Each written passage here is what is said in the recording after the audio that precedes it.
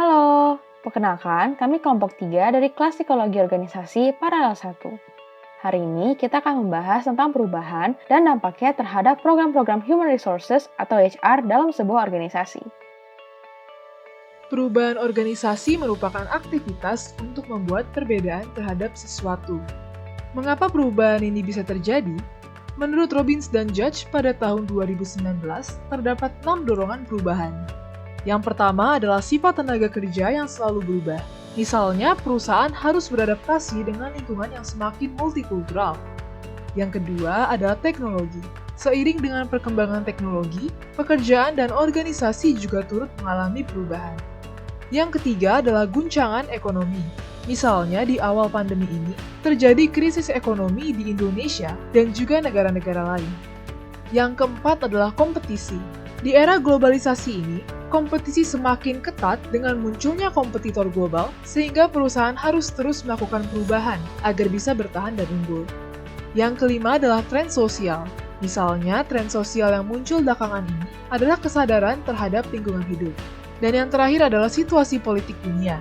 Situasi dari Amerika Serikat, misalnya, dapat menyebabkan perubahan di dalam organisasi milik negara lain. Perubahan tidak selalu terjadi secara tiba-tiba. Perusahaan dapat secara sengaja menyebabkan perubahan yang memiliki orientasi pada suatu tujuan baru. Jenis perubahan ini disebut dengan perubahan terencana. Perubahan terencana dilakukan untuk dua tujuan. Yang pertama adalah untuk meningkatkan kemampuan organisasi dalam beradaptasi dengan perubahan lingkungan. Dan yang kedua adalah untuk mengubah perilaku karyawan. Orang yang bertugas manajemen aktivitas perubahan adalah agen perubahan. Dalam suatu perusahaan, agen perubahan dapat tampak dalam bentuk peran Change Management Officer. Menurut Payton dan Kalman, pada tahun 2008, CMO bertanggung jawab dalam mengembangkan visi dan mengimplementasikan strategi untuk mencapai tujuan bersama yang diinginkan. Perubahan terencana dapat dilakukan melalui pendekatan organizational development, yaitu pendekatan yang terencana dan sistematis untuk mengatur perubahan dalam organisasi. Agar suatu organisasi bisa berkompetisi, organisasi harus mengadakan perubahan dengan cara menyesuaikan strategi dan work design-nya agar tetap relevan dengan kebutuhan konsumen. Perubahan ini dilakukan untuk meningkatkan fungsi dan efektivitas keseluruhan dari suatu organisasi. Nah, meskipun perubahan akan selalu terjadi, tidak semua anggota dapat menerima perubahan tersebut. Oleh sebab itu, perusahaan dapat menerapkan salah satu pendekatan dalam model organizational development untuk mengatur penolakan terhadap perubahan ini, yaitu 8-step plan Kotter. Teori ini terdiri atas 8 langkah yang merupakan ekstensi dari 3-step model Lewin. 8 langkah tersebut dibagi ke dalam 3 tahap. Tahap pertama yaitu unfreezing, tahap untuk mengubah kondisi equilibrium atau keseimbangan perusahaan. Tahap ini terdiri atas 4 tahap spesifik, yaitu membentuk urgensi, membuat koalisi, membuat visi untuk perubahan, dan mengkomunikasikan visi dalam organisasi. Tahap kedua adalah movement, yaitu tahap untuk menjaga momentum perubahan. Tahap ini terdiri atas 3 tahap spesifik, yaitu menghilangkan batas perubahan, memberi reward pada kemenangan jangka pendek, dan menguatkan perubahan. Dan pada tahap terakhir yaitu rephrasing, tahap untuk menstabilkan situasi dan memperkuat perubahan. Tahap ini terdiri atas 1 tahap spesifik, yaitu memandu perubahan. Bagaimana bentuk aplikasi teori ini dalam konteks nyata? Untuk memperdalam pemahaman terkait materi ini, kami telah mewawancarai salah satu agen perubahan dalam salah satu perusahaan swasta ternama yang dalam video ini akan kami sebut dengan Bunga. Apabila dikaitkan dengan penjelasan sebelumnya, perubahan dalam perusahaan ini dilakukan untuk meningkatkan kesigapan dalam menghadapi digitalisasi dan kompetitor lain. Perubahan organisasi pada tempat perusahaan Bunga bekerja menggunakan pendekatan organizational development. Dengan penerapan OD, struktur organisasi perusahaan juga harus disesuaikan. Adanya penyesuaian struktur organisasi berdampak pada peran dan kebijakan HR dalam melakukan rekrutmen, seleksi, pelatihan, dan evaluasi. Perubahan struktur organisasi paling tampak pada rekrutmen. Oleh sebab itu, dalam video ini, kami akan memfokuskan pembahasan pada perubahan yang terjadi dalam rekrutmen di perusahaan swasta. Secara spesifik, perusahaan tempat Bunga bekerja mengalami perubahan karena dorongan kompetitor. Perubahan ini terjadi dari struktur product-based menjadi region-based. Pada awalnya, dengan menggunakan struktur product-based, perusahaan swasta ini memiliki banyak vice president atau VP untuk setiap produk. Namun, beberapa tahun yang lalu, struktur ini diubah menjadi region-based. Artinya, di setiap wilayah terdapat satu VP. Perubahan struktur ini juga berdampak pada karyawannya. Karyawan yang semula hanya bertanggung jawab untuk fokus pada jenis produk tertentu, sekarang dituntut untuk mampu memahami semua produk yang dijual. Divisi dalam perusahaan juga ikut berubah agar sesuai dengan sistem region-based. Ketika terjadi perubahan organisasi, peran dan tanggung jawab dari posisi yang dibutuhkan akan berubah. Kriteria karyawan yang dibutuhkan juga berubah. Hal ini menyebabkan adanya perubahan job description dan atau penambahan divisi baru untuk memenuhi tuntutan yang baru.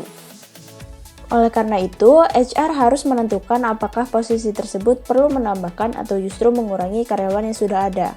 Apabila perusahaan perlu mengurangi jumlah karyawan, HR akan berusaha untuk memindahkan karyawan ke posisi lain yang sesuai dengan kompetensinya.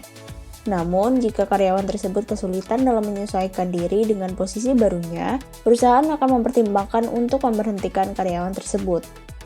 Di sisi lain, apabila posisi tersebut memerlukan karyawan tambahan, hal ini akan memengaruhi staffing plan perusahaan, yaitu pemetaan yang dibutuhkan HR untuk menentukan kriteria karyawan yang dibutuhkan dalam perusahaan. Tugas HR adalah untuk mengidentifikasi posisi-posisi yang membutuhkan tambahan karyawan, jumlah karyawan yang dibutuhkan untuk posisi tersebut, kompetensi yang dibutuhkan, dan kualifikasi yang memenuhi kompetensi tersebut. Dengan adanya perubahan organisasi, timeline rekrutmen juga ikut terdampak. Oleh sebab itu, HR harus menyesuaikan kembali waktu yang tepat untuk mengiklankan posisi yang membutuhkan tambahan karyawan, waktu yang tepat untuk memulai proses rekrutmen, dan strategi pengiklanan yang sesuai. Perubahan pada proses rekrutmen juga menyebabkan perubahan pada ketiga program HR lainnya, yaitu seleksi, pelatihan, dan evaluasi. Dalam proses seleksi, salah satu kompetensi yang diharapkan dimiliki oleh karyawan adalah adaptability, atau kemampuan beradaptasi yang baik. Menurut Welcome pada tahun 2019, seseorang dengan adaptability yang baik akan menyesuaikan diri pada perubahan dengan cepat. Perubahan struktur perusahaan yang menjadi region-based juga mengharuskan perusahaan untuk melakukan pelatihan kepada karyawan untuk memahami produk-produk yang dijual dan memahami budaya pada wilayah yang ditempati. Terakhir, hal yang mendasari evaluasi performa juga turut berubah. Pada perusahaan tempat Bunga bekerja, alat evaluasi yang digunakan adalah Balance Scorecard atau BSC yang terdiri atas 4 aspek, yaitu Financial, Customer, Internal Business, dan Learning and Growth. Namun, perubahan yang terjadi dalam perusahaan Bunga hanya terletak pada 2 aspek. Aspek pertama adalah items. Sebagai contoh, awalnya items yang digunakan adalah numbers of sales in data product. Karena adanya perubahan yang menjadi region-based, items diubah menjadi number of sales in region A. Selain items, aspek lain yang ikut berubah adalah numbers. Misalnya, target awal yang ditetapkan adalah 10 miliar rupiah. Namun, karena struktur organisasi berubah menjadi per wilayah, target dapat bertambah menjadi 20 miliar rupiah. Selain menyusun dan mengimplementasikan perubahan dalam perusahaan, sebagai agen perubahan, Bunga juga berusaha untuk memanajemen penolakan terhadap perubahan yang mungkin muncul dari karyawan-karyawan. Bunga seringkali menerapkan teknik 8-step plan quarter. Untungnya, berdasarkan pengalaman Bunga, tidak banyak karyawan yang menolak perubahan karena adanya kesadaran dan pemahaman akan urgensi dilakukannya perubahan tersebut. Dapat disimpulkan bahwa perubahan merupakan sesuatu yang tidak dapat dihindari dalam suatu organisasi. Perubahan dalam organisasi akan berdampak pada kebijakan-kebijakan HR, mulai dari rekrutmen hingga evaluasi.